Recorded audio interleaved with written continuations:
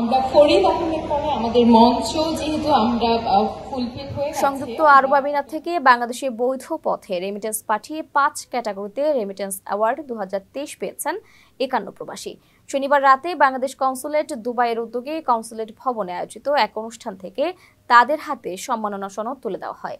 এছাড়া 2021 থেকে 23 সালে বাংলাদেশ সরকার কর্তৃক বাণিজ্যিকভাবে গুরুত্বপূর্ণ ব্যক্তি বা সিআইপি মর্যাদা পাওয়া মোট 75 ব্যবসায়ীকে সম্মাননা দেওয়া হয়।